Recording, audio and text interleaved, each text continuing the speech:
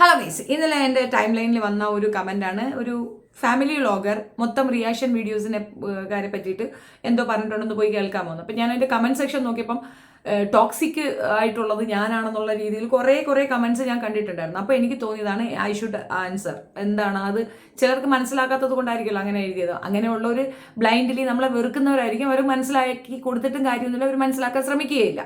അപ്പോൾ അതുകൊണ്ട് അതെടുക്കുന്നില്ല. പക്ഷെ ആ പറഞ്ഞ ലേഡി പറഞ്ഞ ഒരു കാര്യം എനിക്ക് ഭയങ്കരമായിട്ട് ഇഷ്ടപ്പെട്ടു. കാരണം കഴിഞ്ഞ കുറേ ദിവസങ്ങളായി സൈബർ ബുള്ളിങ് ഞാൻ നേരിടുന്നുണ്ട്.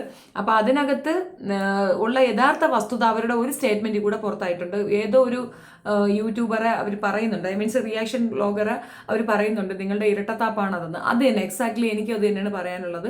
ഞാൻ ചെയ്ത വീഡിയോയുടെ മുൻപും പിൻപും കാണാതെ ആ സ്പെസിഫിക് പോർഷൻ മാത്രം എടുത്തുകൊണ്ട് ഞാനെന്തോ മോശം പറയുന്ന ഒരു വ്ളോഗറാണ് എന്നുള്ള രീതിയിലേക്ക് ഒരു അടിച്ചേൽപ്പിക്കൽ കഴിഞ്ഞ കുറേ ദിവസങ്ങളായിട്ടുണ്ടായിരുന്നു. അതിൽ അവർ സക്സീഡ് ചെയ്തു. കാരണം അവർ അത്രയും പേര് ഒന്നിച്ച് ഗീബൽസിൻ തിയറിയാണല്ലോ, ഒന്നിച്ച് കുറേ പേര് കുറേ നുണ പറയുമ്പോൾ അത് ഓക്കെ ആവുമല്ലോ. അതിനുശേഷം ഞാൻ 3-4 വീഡിയോ ഇട്ടിട്ടുണ്ടായിരുന്നു. ഇറ്റ്സ് ഓൺ ഫോർച്യൂൺ അതൊന്നും അവർ കാണാനോ അവർ എടുത്തുവെച്ച് റിയാക്ട് ചെയ്യാനോ തയ്യാറായിട്ടില്ല. അപ്പോൾ റിയാക്ഷൻ വീഡിയോക്കാർ എന്ന് പറയുന്ന ഒരു ഗ്രൂപ്പ് ഓഫ് പീപ്പിളിൻ്റെ ഇരട്ടത്താപ്പ് ഞാൻ മനസ്സിലാക്കിയത് കൊണ്ട് തന്നെ ഞാൻ അവർക്കാർക്കും വേണ്ടിയിട്ടല്ല ഈ മറുപടി പറയുന്നത്. അതിനകത്ത് എന്നെ പരാമർശിച്ച ആ ഒരു സ്പെസിഫിക് പോർഷനും അതിനോട് റിലേറ്റ് ചെയ്ത് നിങ്ങൾക്ക് മനസ്സിലാകാൻ വേണ്ടിയിട്ട് കുറച്ച് കാര്യങ്ങൾ. ഇപ്പം നിങ്ങൾ അഡമൻ്റായിട്ട് ഒരു കാര്യത്തിൽ സ്റ്റിക്ക് ചെയ്ത് നിൽക്കുകയാണെങ്കിൽ ഞാൻ പറയണത് നിങ്ങൾക്ക് പിടി കിട്ടത്തില്ല. അതുകൊണ്ട് നിങ്ങൾക്ക് മനസ്സിലാക്കണം എന്നുള്ള രീതിയിൽ ഞാനൊരു എക്സ്പ്ലനേഷൻ തരാം. റിയാക്ഷൻ വീഡിയോസും ഫാമിലി വ്ളോഗേഴ്സും തമ്മിലുള്ള ഡിഫറൻസ് ഞാൻ പറയാം. ഫാമിലി വ്ളോഗേഴ്സ് എന്ന് പറഞ്ഞാൽ ഒരു നാണവും മാനവും ഇല്ലാതെ സ്വന്തം ഫാമിലി ലൈഫ് എടുത്ത് പബ്ലിക്കിൽ ഇട്ട് കൊടുത്ത് അതിൽ കൂടെ പൈസ ഉണ്ടാക്കി ജീവിക്കുന്നവരാണ് അവർ. അതിനകത്ത് നിങ്ങൾക്ക് വേദന തോന്നിയാലും ഒന്നുമില്ല.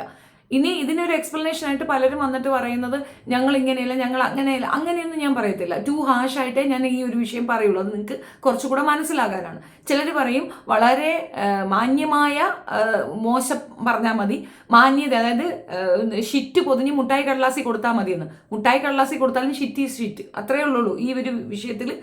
എനിക്ക് അങ്ങനെ പറയാൻ അറിയുള്ളൂ. ഇപ്പോൾ റിയാക്ഷൻ വീഡിയോ ചെയ്യുന്നവർക്ക് നല്ല എഫർട്ട് ഉണ്ട്. എല്ലാവരും ഒന്നും റീച്ച് ആകാത്തതിൻ്റെ റീസൺ എന്തെന്ന് പറഞ്ഞു കഴിഞ്ഞാൽ അവർ പറയുന്ന ടോപ്പിക്ക്, അവർ പറയുന്ന രീതി, ആ ഒരു സംഗതി ആളുകളിലേക്ക് എത്തുമ്പോഴേ അത് ക്ലിക്ക് ആവുള്ളൂ.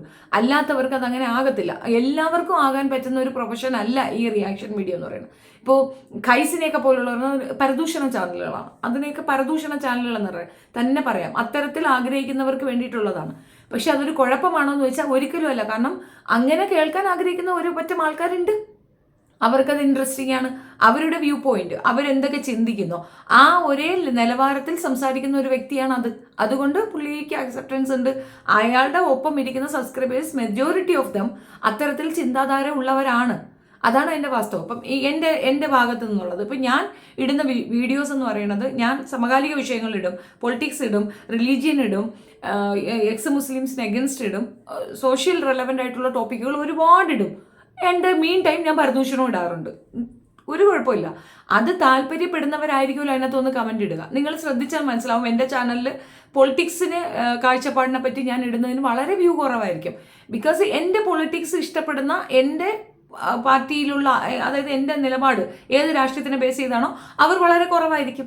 അവർ ഉദ്ദേശിക്കുന്ന രീതിയിലുള്ള ഒരു സംഗതി ആയിരിക്കില്ല ഞാൻ പറയുക. അപ്പോൾ രണ്ടിനെയും ടാലി ചെയ്ത് കൊണ്ട് പോകാൻ സാധിക്കുന്നു എന്നുള്ളതാണ് എൻ്റെ ഒരു വിജയം എന്ന് ഞാൻ വിചാരിക്കുന്നത്. പിന്നെ എന്നിട്ട് ചവിട്ടി തെച്ചുകൊണ്ടോ അല്ലെങ്കിൽ ഞാൻ ചെയ്തത് മോശമാണെന്ന് പറഞ്ഞ് വരുത്തി തീർക്കാൻ ശ്രമിക്കുന്ന കുറേയധികം പേരുണ്ട്. കുറേ പേരിങ്ങനെ ഇരിപ്പുണ്ട്. അപ്പോൾ അവരൊക്കെ പറയുന്ന രീതിയിൽ ഇങ്ങനെ പൊതിഞ്ഞ് പിടിച്ച് സൗകുമാര്യത്തോടു കൂടി അവതരിപ്പിക്കാൻ എനിക്കറിയത്തില്ല. അതെൻ്റെ പരാജയമായിരിക്കാം. പക്ഷേ എനിക്ക് വരുന്ന കമൻസും അതിനകത്ത് വരുന്ന ലൈക്സും അത് എന്താണ് ഇൻഡിക്കേറ്റ് ചെയ്യണത്? ഇപ്പോൾ ഫാമിലി വ്ളോഗറായ നിങ്ങൾ കുട്ടീനെ കുളിപ്പിക്കുന്നു, ചന്തി ഒഴിപ്പിക്കുന്നു, കൊച്ചിന് വാരി കൊടുക്കുന്നു, ഇതൊക്കെയാണ് നിങ്ങൾ ചെയ്യുന്നത്. ഇവിടെ മെജോറിറ്റി ഫാമിലി വ്ളോഗേഴ്സിനെ എടുത്ത് നോക്കിക്കഴിഞ്ഞാൽ ഡേ ഇൻ മൈ ലൈഫ് എന്നുള്ളത് റിപ്പീറ്റ് ചെയ്ത് ഇട്ടിരിക്കുന്നത് കാണാം. എന്താ ഇപ്പോൾ റിപ്പീറ്റ് ചെയ്യാതിരിക്കുന്നത്? നിങ്ങൾ ചൊവ്വാഴ്ച ചെയ്താലേ ബുധനാഴ്ച ചെയ്യാൻ പോണേ, ബുധനാഴ്ച ചെയ്താലേ വ്യാഴാഴ്ച ചെയ്യാൻ പോണേ. എന്തെങ്കിലും ഒരു വ്യത്യാസം ഉണ്ടോ? എന്തെങ്കിലും ഒരു മാറ്റം ഉണ്ടോ?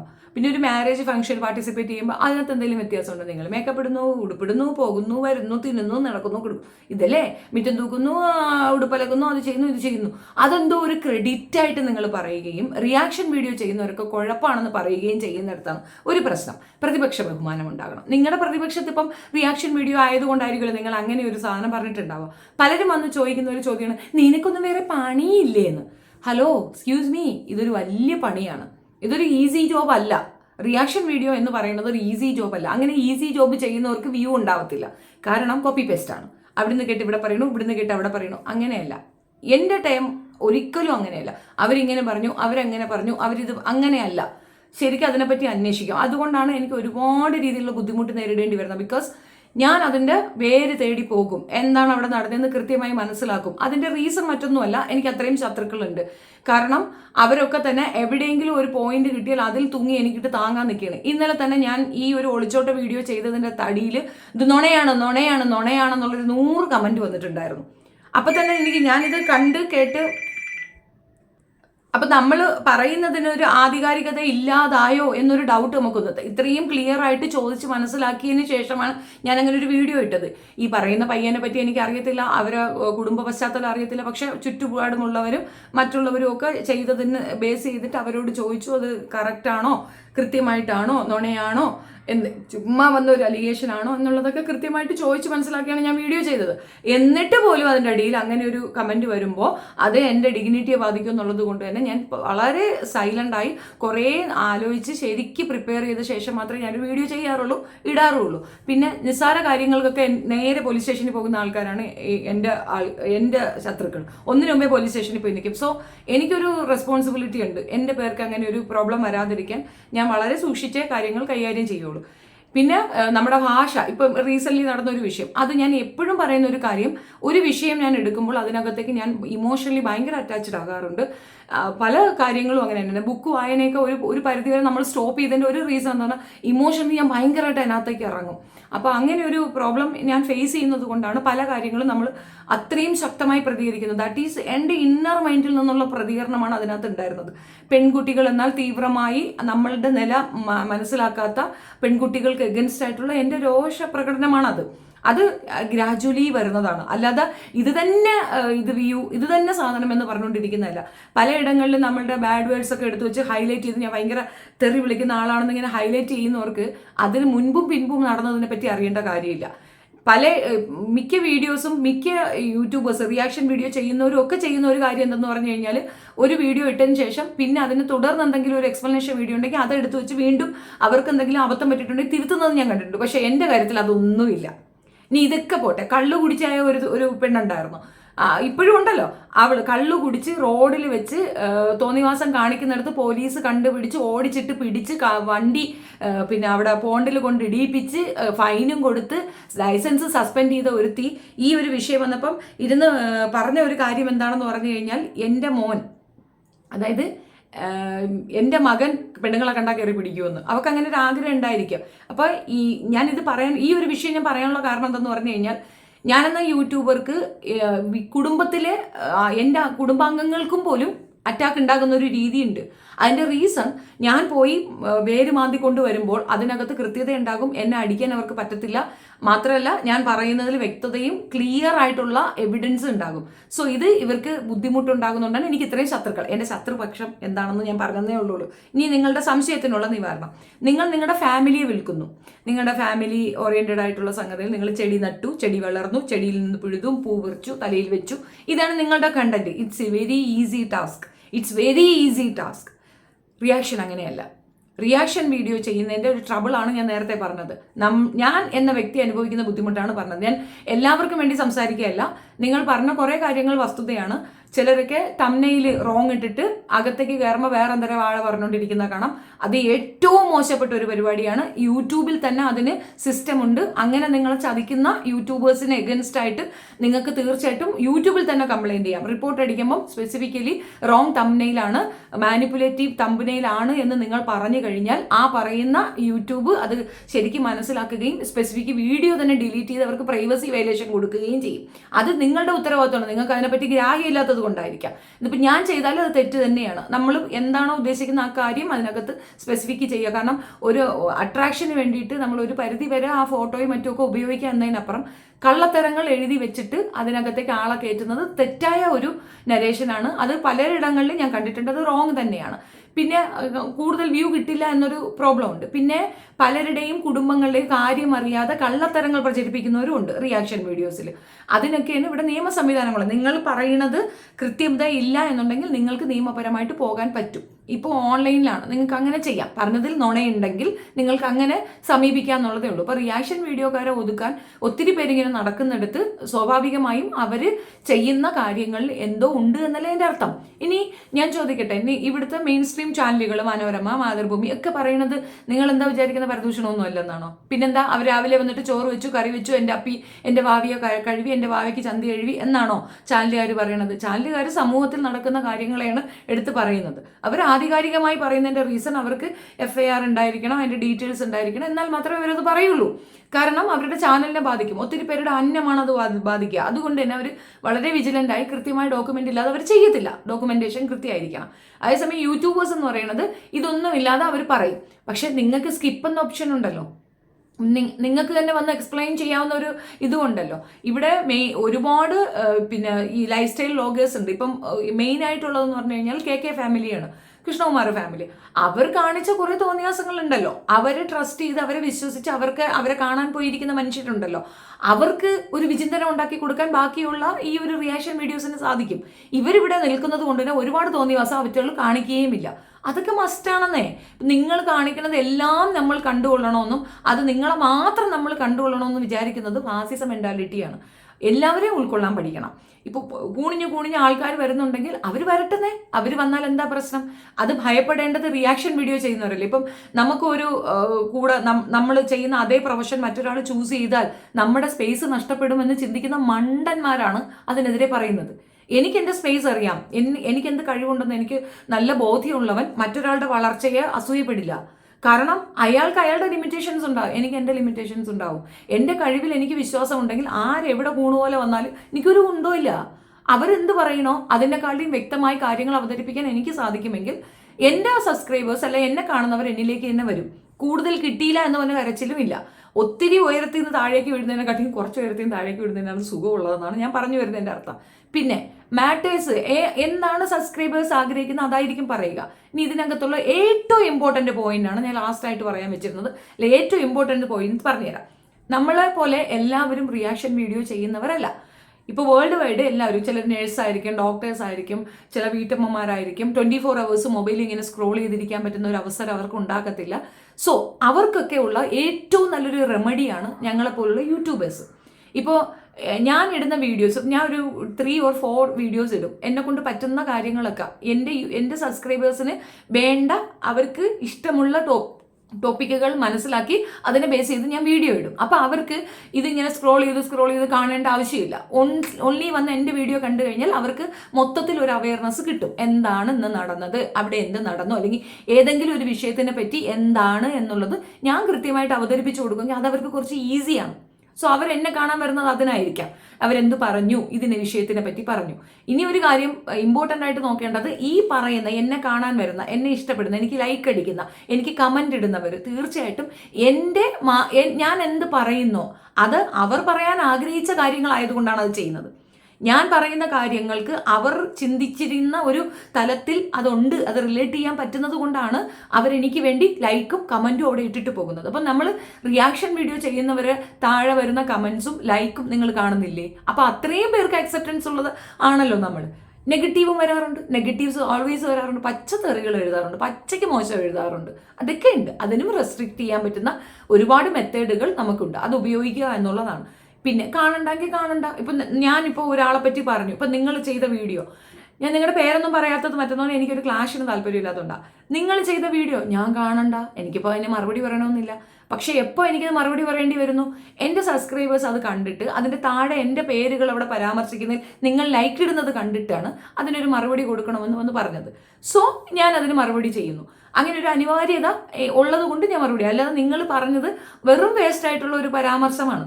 നിങ്ങൾ എന്ത് ജോബ് ചെയ്യുന്നോ ആ ജോബ് മറ്റൊരാൾ ചെയ്താൽ കുഴപ്പമെന്ന് പറയുന്നത് എന്ത് അടിസ്ഥാനത്തിലാണ്? നിങ്ങൾക്ക് കുറെ കൂടെ ഈസിനെസ് ഉണ്ട്. കുട്ടീനെ എടുത്ത് വെച്ച് താരാട്ട് പാടിയാൽ നിങ്ങൾക്കായി, നിങ്ങളുടെ വ്ളോഗായി. നിങ്ങൾ ഡെയിലി ചെയ്യുന്നതിന് എവിടെയെങ്കിലും ഒരു ക്യാമറ കൊണ്ടുവച്ചിട്ട് നിങ്ങൾ അങ്ങോട്ടും ഇങ്ങോട്ടും നടക്കണം എടുത്തിട്ടാലും നിങ്ങൾക്ക് വ്ളോഗായി.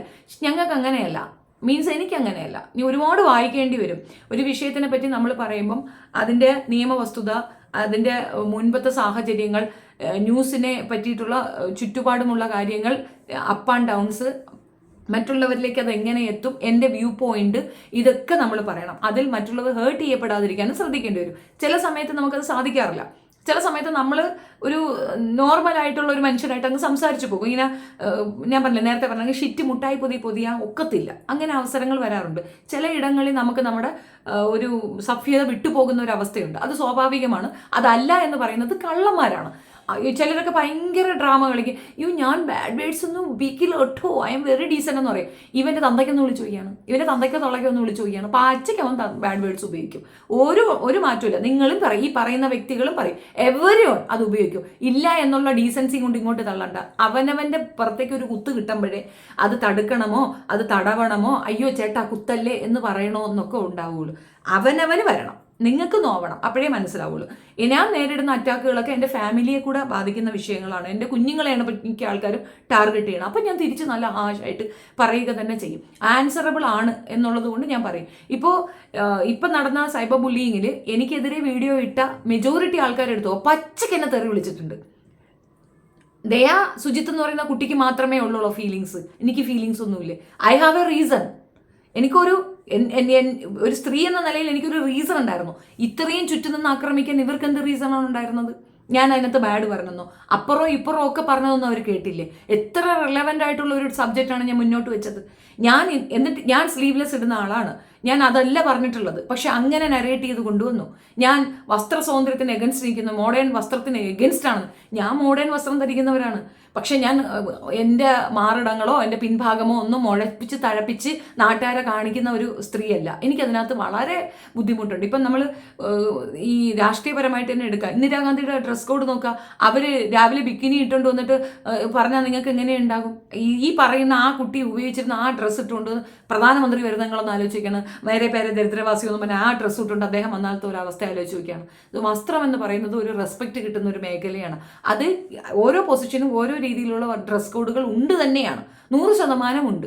അത് അതിൻ്റെതായ രീതിയിൽ ഉപയോഗിക്കുക. അല്ലാതെ നമ്മുടെ സ്വാതന്ത്ര്യം എന്ന് പറഞ്ഞുകൊണ്ട് അനാവശ്യമായ സ്വാതന്ത്ര്യവും പുരോഗമനവും കുത്തിക്കയറ്റിക്കൊണ്ട് വസ്ത്രങ്ങൾ കാണിക്കുന്നത് തെറ്റാണെന്നുള്ളതാണ് എൻ്റെ ഒരു ഇത്. അത് നിങ്ങൾ ഏകദേശം മനസ്സിലാക്കിയെന്ന് ഞാൻ വിചാരിക്കുന്നത്. കാരണം നിങ്ങളുടെ ആ സ്റ്റേറ്റ്മെൻറ്റ് എനിക്ക് ഭയങ്കരമായിട്ട് ഇഷ്ടപ്പെട്ടു. ഇരട്ടത്താപ്പുകൾ പറഞ്ഞു എന്നുള്ളത് അത് ഒരു നല്ലൊരു സ്റ്റേറ്റ്മെൻ്റ് ആയിട്ട് തന്നെയാണ് എനിക്ക് ഫീൽ ചെയ്തത്. ബട്ട് ഞാൻ അതിൽ നിന്ന് വിട്ടു. ആ ഒരു വിഷയമേ ഞാൻ വിട്ടു. ബിക്കോസ് ഒരു കൊച്ചുകുട്ടിയാണ് എന്നുള്ളൊരു കൺസേൺ എനിക്ക് പെട്ടെന്ന് വന്നു. കാരണം എൻ്റെ കയ്യിൽ നിന്ന് വിട്ടുപോയല്ലോ, അങ്ങനെ പറഞ്ഞു പോയല്ലോ എന്നൊരു വിഷമം എനിക്ക് ഫീൽ ചെയ്തിരുന്നു. പക്ഷേ ജസ്റ്റിഫൈ ചെയ്ത് ഇത്രയും അങ്ങ് പറയാനുള്ള സാധനം അതിനകത്തില്ല.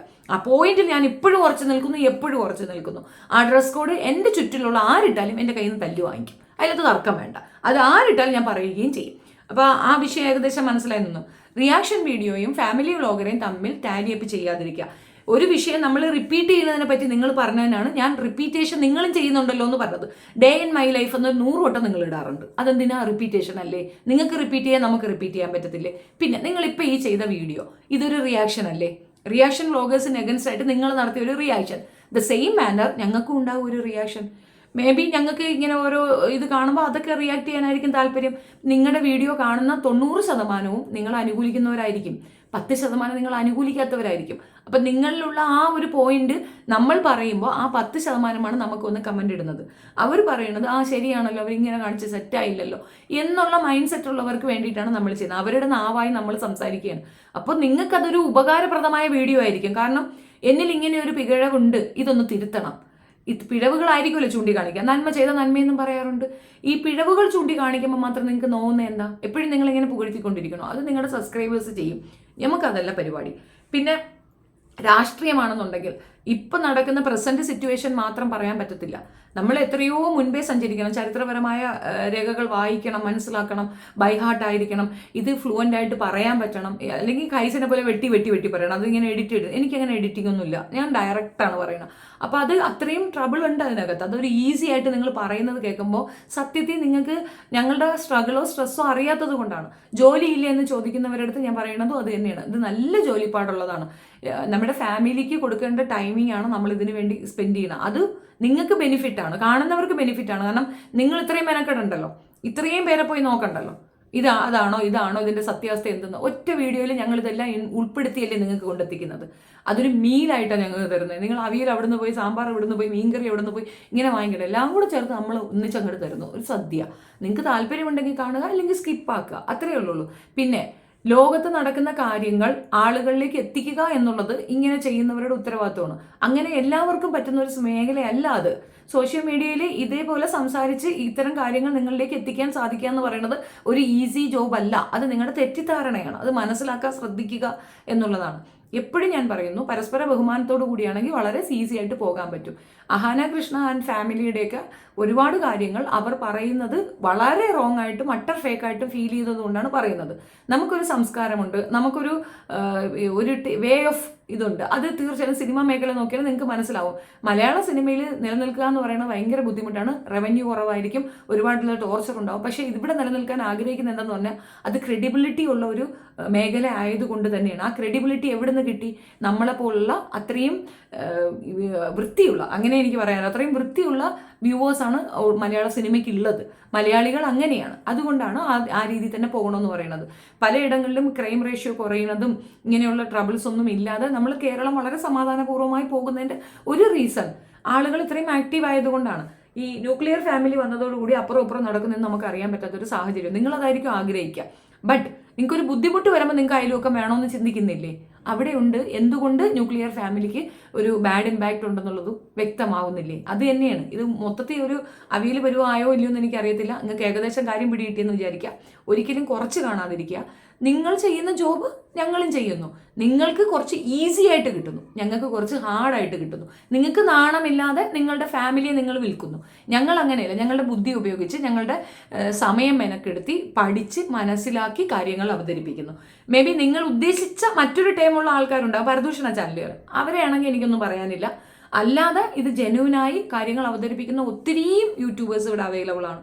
എല്ലാവരെയും കൂടെ അടച്ചാക്ഷേപിച്ചത് ശരിയായിട്ടില്ല എന്നുള്ളതാണ് ഒരിത്. സ്പെസിഫിക്കലി ആളെ പറഞ്ഞിട്ടുണ്ടായിരുന്നെങ്കിൽ കുറച്ചുകൂടെ അക്സെപ്റ്റൻസ് കിട്ടുമായിരുന്നു. ഞങ്ങൾ ഒരു പേര് മാത്രമേ അതിനകത്ത് പരാമർശിച്ചുള്ളൂ. എന്നെയും പറഞ്ഞു ഒച്ചിരി ബഹളമൊക്കെ വയ്ക്കുന്ന സ്ത്രീ. ബഹളങ്ങൾ ഉണ്ടാകും കുട്ടി. അതിപ്പം എൻ്റെ ഭാഗത്ത് നിന്ന് ചിന്തിച്ചാലേ മനസ്സിലാവുള്ളൂ. ഈ 2019 വരെ ഞാൻ ഈ ഫീൽഡിലില്ലായിരുന്നു. ഇത് എനിക്ക് വരുമാന മാർഗം എന്നതിനുപരി ഇത് എൻ്റെ ഒരു സോഷ്യൽ റെസ്പോൺസിബിലിറ്റിയുടെ ബേസ് ചെയ്തിട്ട് ഞാൻ ഇടുന്നതാണ്. പല കാര്യങ്ങളും ഇപ്പം ബഷീറുടെ ഫാമിലി ലൈഫ് ഞാൻ എടുത്തിട്ടുണ്ട്. അയാൾക്കത് ഫാമിലി ലൈഫാണ്. പുറത്തുനിന്ന് കാണുന്ന നിങ്ങൾക്കത് ഫാമിലി ലൈഫാണ്. എനിക്കതൊരു സോഷ്യൽ റെലവൻറ്റ് ടോപ്പിക്കാണ്. അതൊരു സോഷ്യൽ ഈവിളാണ്. കാരണം 2 പെൺകുട്ടികളെ വളരെ മനോഹരമായി പറ്റിക്കുന്ന ഒരു വ്യക്തി. ഇതാണ് അതിൻ്റെ പോയിന്റ്. അപ്പോൾ ഞാൻ അതിനെപ്പറ്റി പറയും. അയാൾ റിവെഞ്ച് മൈൻഡോടുകൂടി എന്നെ എവിടെ ഇട്ട് താട്ടാന്ന് പറഞ്ഞുകൊണ്ട് നടക്കുന്നുണ്ട്. അങ്ങനെ എൻ്റെ ശത്രുപക്ഷത്ത് നിൽക്കുന്ന ഓരോരുത്തരെയും എനിക്ക് എടുത്ത് വെച്ച് എക്സ്പ്ലെയിൻ ചെയ്ത് തരാൻ പറ്റും.